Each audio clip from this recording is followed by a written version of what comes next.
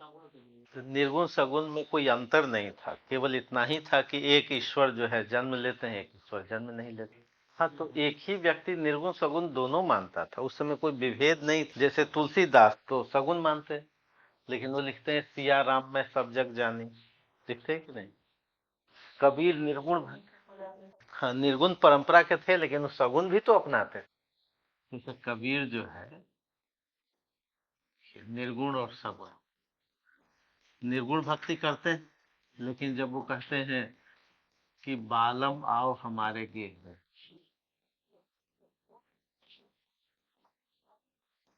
तो वो सगुन हो जाते हैं। ठीक उसी तरह से तुलसी सगुन है, सगुन ये सगुन। लेकिन निर्गुण की भी बात करते हैं, वो कहते हैं अगुण ही सगुन ही नहीं कछु भेदा, निर्गुण और सगुन में कोई अंतर ही नहीं। आज जैसा नहीं है कि जी हम विभेद है बहुत या अंतर बहुत है, वैचारिक अंतर। जहां भी जब आप ऊपर जितना ऊपर जाते हैं तो ईश्वर अल्लाह खुदा करीम में क्या अंतर है? नहीं, कोई अंतर नहीं। कबीर यही तो कहते थे कि मेरे भगवान को शिव कहिए, कृष्ण कहिए, अल्लाह कहिए, शून्य कहिए, खत्म कहिए, गोविंद कहिए, जो भी कहिए सब एक ही। एक ही नदी धार बहुत तेरा, एक ही नदी है, उसी में धारे बहुत हैं, केवल नाम अलग अलग है। तो ये तुलसी क्या कहते हैं निर्गुण में, सिया राम में सब जग जानी। इसका मतलब ये हुआ कि तुलसी सगुन को तो अपनाते हैं, लेकिन निर्गुण से कोई उनका विभेद नहीं, अंतर नहीं। और वो कहते हैं कि भाई ये निर्गुण ही तो अगर प्रेम में आ जाए तो उसको सगुन कहते हैं, केवल नाम का ही तो डिफरेंस। तो तुलसी क्या कहते हैं, अगुण अरूप अलख अज जोई, जिसको हम अगुण अरूप और अलख कहते हैं, निर्गुण कहते हैं। भक्ति प्रेम व सगुण सो सोई, यानी निर्गुण में ही अगर इसमें जोड़ दे प्रेम तो फिर क्या हो गया, सगुण हो गया। संबंध जोड़ ले, जैसे यहाँ कबीर ने संबंध जोड़ लिया, तो निर्गुण को जैसे ही आप संबंधों में ले आएंगे तो क्या हो जाएगा, वो सगुण हो जाएगा। तो केवल एक ही डिफरेंस है, वो एक डिफरेंस क्या है, ईश्वर के गुणों में दोनों गुणों से युक्त है।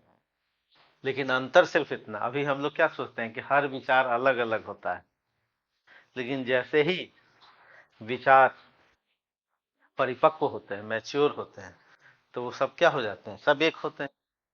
नहीं, ये अलग अलग कौन करते हैं, सत्ता वाले अलग अलग करते रहते हैं, क्योंकि उससे उनका क्या होता है, फायदा होता है। स्पष्ट हुआ। तो लिखा जाए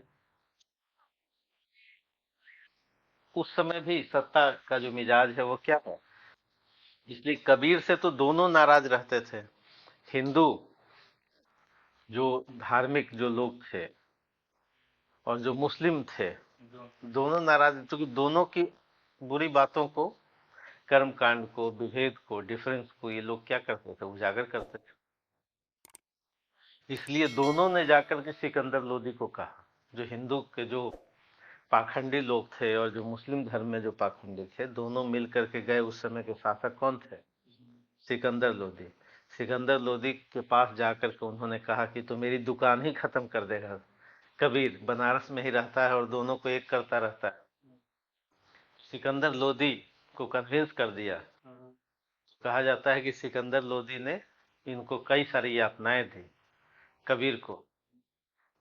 कहा जाता है कि इनको पानी में फेंकवाया गया तो डूबे नहीं, हाथी के पैरों तले कुचलवाया गया तो हाथी ही सूंड उठा करके नतमस्तक हो गया, है ना। तो ये सब किया गया, अंततः फिर सिकंदर लोदी कन्विंस हुए कि नहीं, कबीर ही सही है। ठीक है, तो ये सब बातें होती रहती हैं। तो लिखा जाए